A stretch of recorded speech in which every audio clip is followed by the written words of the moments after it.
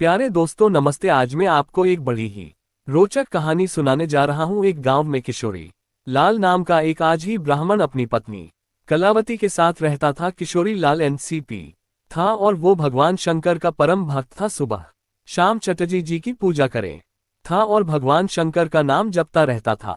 किशोरी लाल रोज ही दो काम करता था, बाकी समय अपनी आज ही पद की वजह से वह घर में सोया रहता था। इसी वजह से किशोरी लाल और उसकी पत्नी के बीच आए दिन अनबन होती रहती थी। सुनते हो जी, आप जल्दी से खाना खाकर खेल चले जाओ, आज फसल काटनी है और खेत से आते में सरसों का साग भी लेते हुए आना। घर में सब्जी बनाने को कुछ भी नहीं है, आते हुए भूल मत जाना, नहीं तो आज खाना नहीं बनेगा। मैं पहले से ही बोल रही हूँ। पत्नी ऐसा बोल रही थी कि किशोरी लाल अपनी पत्नी की बातों को नजरअंदाज करके बिस्तर पर सूर्य चला जाता है। कैलाश में बैठी माता पार्वती भगवान शंकर से कहती है, भगवान या का कैसा भक्त है, ऐसा क्या कारण है कि भर्ती करता है नहीं करता, आपको तो उसका मार्गदर्शन करना चाहिए। शॉट देख रहा हो, बावजूद थे जड़ों में एक और फिर घाटा शिव मंदिर के सामने आकर सोता रहता था। सूखे से है उसे मेको के द्वारा किए हुए मंत्रों का उच्चारण सुनाई दे जाता है और श्रावण मास से कारण जम्मू में यह मनुष्य रूप में जन्मा तो है, वह रोजगार सी स्वभाव रह गया। मैं आने पर मैं से उचित शिक्षा दूंगा।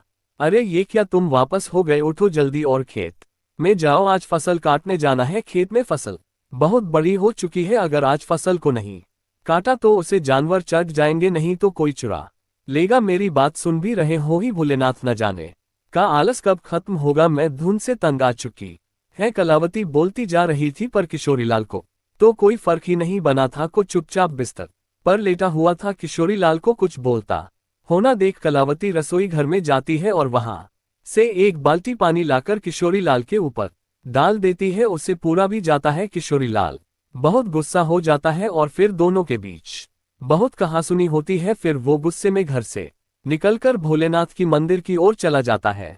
मंदिर जाकर वो उसे में शंकर जी से कहने लगता है, हे भोलेनाथ, अपनी पत्नी की रोज रोज की दृष्टि से मैं परेशान हो चुका हूँ। अगर मैंने आपकी भक्ति श्रद्धा पूर्वक किए हैं तो मुझे वरदान दीजिए। ऐसा बोलकर किशोरी लाल सूट जोर से रोने लगता है। उसकी प्रतिभा को देखकर बोली स्वयं किशोरी लाल को दर्शन देते हैं और कहते हैं, किशोरीलाल तुम मेरे परम भक्त हो, तुम्हारी भक्ति से मैं बहुत प्रसन्न हो, बोलो तुम क्या वरदान चाहे। किशोरीलाल भगवान शंकर को देखकर पहले तो हैरान रह जाता है, फिर शंकर जी को प्रणाम करके उनके सामने अपनी इच्छा प्रकट करता है, हे भगवान, मुझे ऐसी चीज दीजिए जो मेरी बात सुने और मेरा सारा काम कर दे।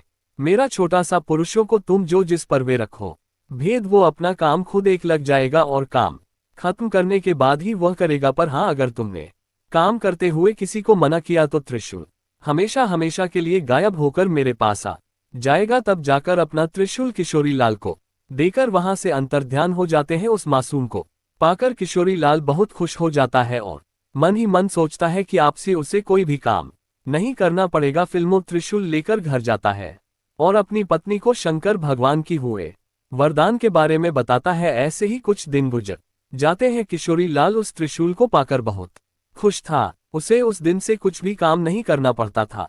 वे जिसके शीर्ष पर शिशु को रथ बेटा मुझे अपने आप ही अपना काम करने लग जाता था। ऐसे ही एक दिन किशोरी लाल को चाय पीना था। उसे चाय के बर्तन में त्रिशूल रखा और बोला, मुझे एक कप चाय बना दो, ये बहुत ही जाए तो पतीली में अपने आप ही दूध, चीनी और चाहेगी डर जाती है और फिर उसको एक साथ उबालकर एक कप चाय बनकर उसके सामने आ जाती है। किसी तरह वह हर काम में शक्कर भगवान की दी हुई उस त्रिशूल को इस्तेमाल करता। घर में पानी देना होता तो त्रिशूल से अपने पानी देने वाली पाइप को छूकर पाइप को कहता, पाइप ये बाल्टी पानी अपने आप स्वयं फूलों पर डाल दो। पाइप को ये काम बोलकर किशोरीलाल घर के अंदर सोने चला जाता है और उसकी सोढ़ी लाइट चली जाती है।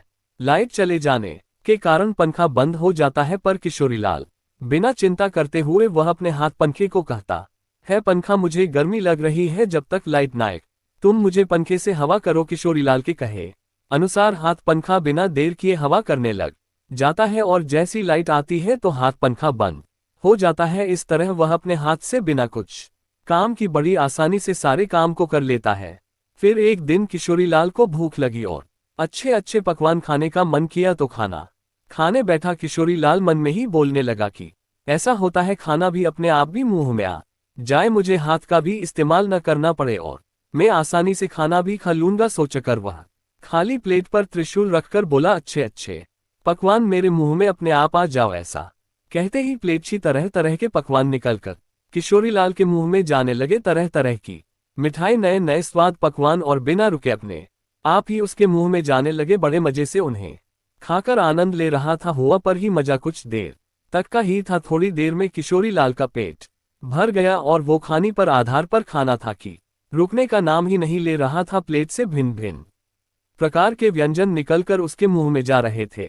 देखकर किशोरीलाल परेशान हो गया। वो जैसी खाने को माना जा रहा था तो उसे भगवान शंकर की बात याद आई कि अगर वो काम करते हुए दृश्यों को मना करता है तो उसका वरदान हमेशा हमेशा के लिए समाप्त हो जाएगा। ये सब सोचते हुए चिल्लाने लगा। उसके चिल्लाने की आवाज सुनकर उसकी पत्नी रसोई घर से बाहर आती है। हाँ, वो किशोरीलाल को लेकर हैरान हो जाती है कि किशोरीलाल से उसकी पति खाने को रोकने के लिए बोलती है, पर वो शंकर भगवान के लिए वरदान को नष्ट करना नहीं चाहता था। पर आखिरकार उसे बोलना पड़ा। खाना आना तो रुक गया। पुरुष के साथ शंकर भगवान की बीवी वो त्रिशूल भी गायब हो गई। किशोरीलाल त्रिशूल को भी पास न देखकर बहुत दुखी हुआ, पर अब कुछ भी नहीं दर्शाता तथा शंकर भगवान का वरदान को उसने खुद ही समाप्त कर दिया था। अब तक किशोरीलाल ने त्रिशूल को जो भी काम दिया था सबको काम खत्म करना है, ये भी अनजाने में ही सही बोल दिया था। मुझे है राय बनाए पाए ये लाल बार में, पर खाना खाते समय कब रोकना है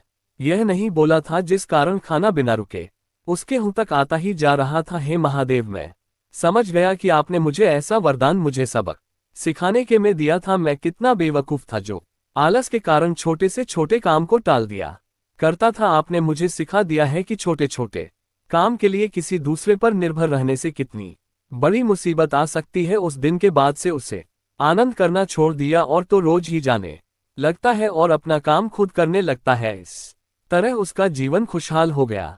दोस्तों, आपको ये कहानी कैसी लगी कमेंट करके जरूर बताएं। ऐसी और कहानी सुनने के लिए इसे लाइक और शेयर जरूर करें। धन्यवाद।